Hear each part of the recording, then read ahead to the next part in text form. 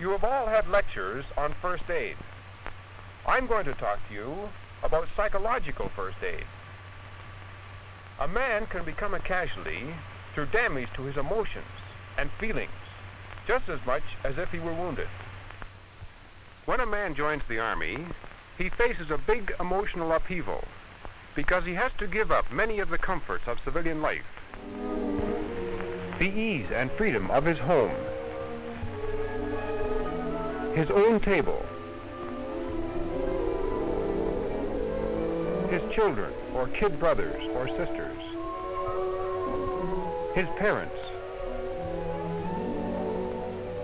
his wife or his girlfriend, his freedom to go where he likes, when he likes, and to dress as he pleases. Instead, he has to wear a uniform like everyone else.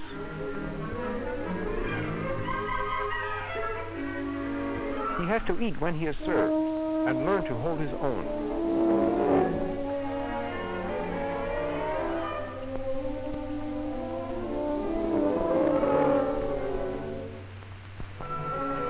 He has to get used to living with a lot of other fellows. He has unpleasant fatigues to do.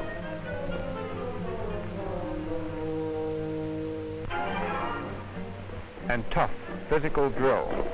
Come on, you guys, get the lead out of those feet. He has to get used to being ordered around. Keep your head and eyes to the front.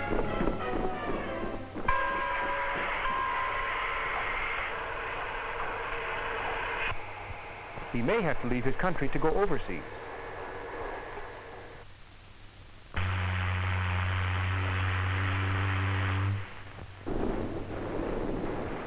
He may have to take part in hard and bitter fighting.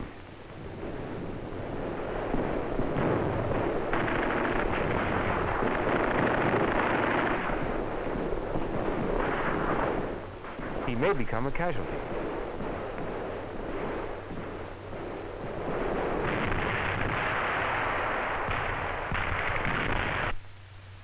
All of us have at some stage difficulty in adjusting ourselves to life in the Army.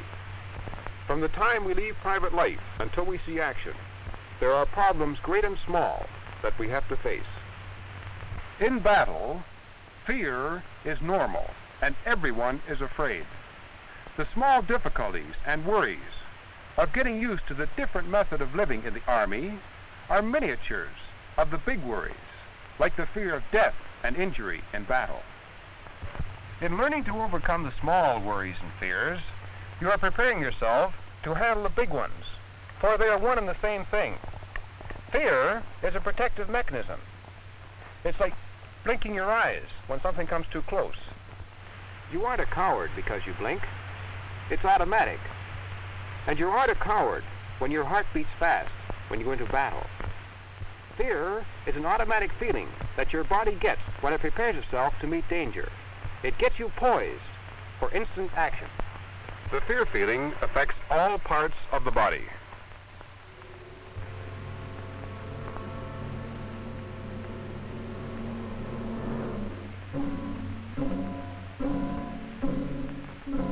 Your heart beats faster and harder because it has to pump more blood to the places that need it for action. The brain which directs the action. The liver which provides quick energy food. The big muscles which do the work. Less blood is available to those parts of the body which are in no immediate need of it, like the skin and the stomach, and so you feel cold and clammy. Your stomach temporarily stops its normal work and feels like lead. Your whole body becomes tense and keyed up. As a result, your muscles may shiver and tremble.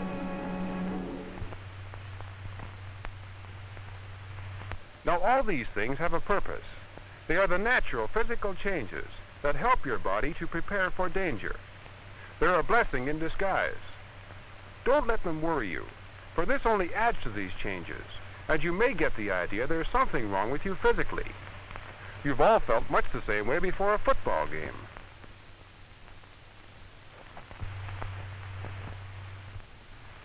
All animals show signs of it.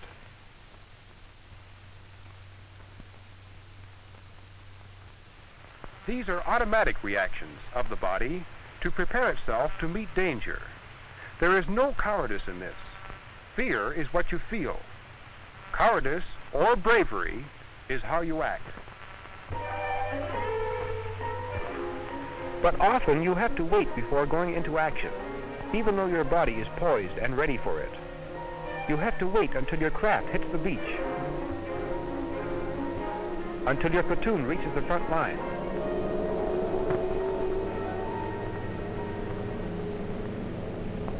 Until the barrage lifts.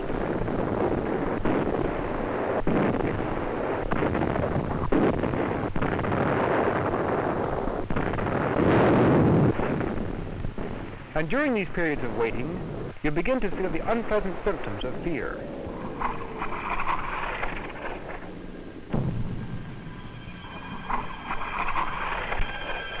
It is building up with no outlet.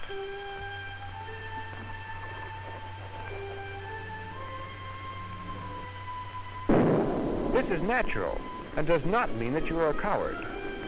It really means that your body needs action. Action is your body's safety valve. If you can't get into fighting action at once, you must do something else. Check your weapons. Improve your position.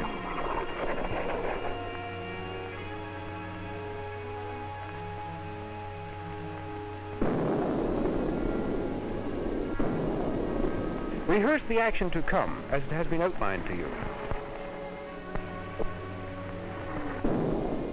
Whenever you can, sing, or talk, or crack jokes. Remember, your pal probably feels the same way you do. Help him over it. Confidence is contagious.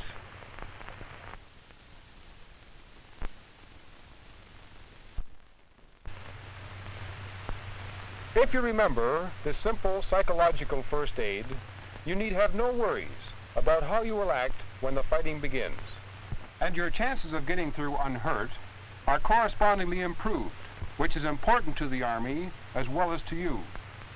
The Army doesn't want you to get killed any more than it wants you to be disgruntled and ill. A dead soldier is a useless soldier, but so is an unhappy one. That's the other side of the picture. Men whose worries make them become casualties before they even see battle. Just take a seat over there.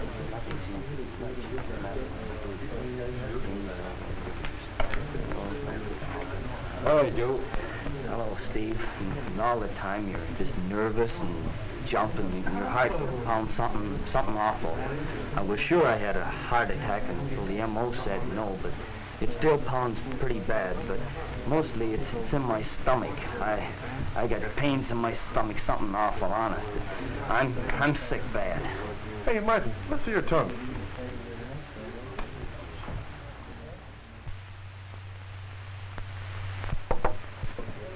Do you want to see me, sir? Yes, about Martin. You're his platoon commander, so I thought you ought to know about his case. What do you think about him? He claims he's in a pretty bad way, and he's certainly not much use to the platoon. Well, physically he's A1, but emotionally he's not. He's got something on his mind that's causing all these pains. I've seen him several times and have got most of the story. It all began about 6 weeks ago. He asked for deferment, and he didn't get it. There's a lot of trouble in his civilian life that he wanted to settle before coming into uniform. We might have arranged some leave for him if he talked it over with someone, but he didn't. So he developed a grudge against the whole Army. Take it easy, Martin. Oh, go fry your face. What's eating that guy?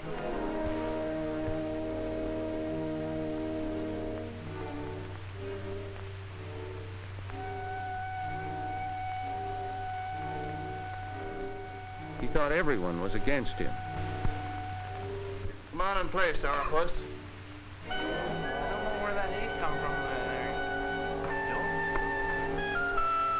Hey. Oh. What's the matter with that guy? He can try to forget his resentment, but that doesn't work, because he can only push it to the back of his mind, where it keeps piling up until it makes him physically sick. The symptoms are the same as those of crude physical fear, only they've been going on for weeks. It's a sort of chronic fear reaction. Get your hands out of your pockets! He gets keyed up, tense, and nervous. His heart pounds. He develops pains in his stomach. Now he has a new worry in the form of definite physical symptoms. This makes him a sick man and a useless soldier. And it all started with a personal worry over a problem which could easily have been solved. Well, what do we do now? There are several things we can do to interest him in something other than himself. But first he's got to talk things over with you as his officer, or his sergeant or corporal, or the padre or psychiatrist. He must be made to see that the real cause of his illness is worry, and not physical disease. I suppose some men feel backward about bringing their troubles to their officers. Well, so long as you realize that it's your responsibility as platoon commander to see that his troubles are solved. There's his corporal or his buddies. Put it up to them. It's their job, too. Teamwork isn't a thing you just use in battle. It has to work every day, so that when a man sees action, he will know that everyone will do his part. It's the ones who won't fit in who are the most likely to crack up in battle and so endanger the whole platoon. If you don't help them in time, it may be too late when you reach the front line. That sort of trouble can build up in a man's mind like a pile of blocks, and it doesn't take much to topple them over. But a man doesn't break unless he's missed something that's been available to him all along. Cooperation and help from his team, advice and guidance from his leaders, and skill and confidence from his training.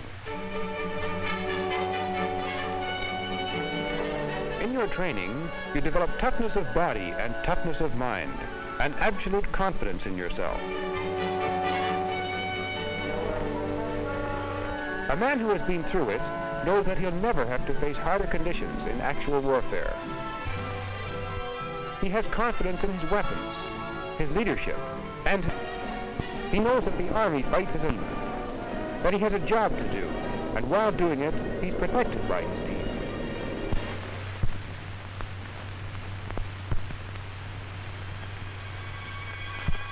He knows that all men feel fear and danger, that fear has nothing to do with cowardice, that it makes the body powerful, that the symptoms vanish in action, that action is a safety valve under fire,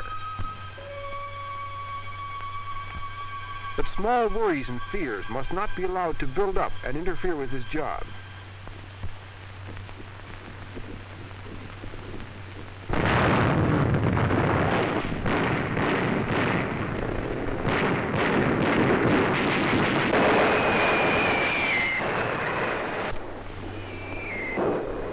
He has learned to master his weapons.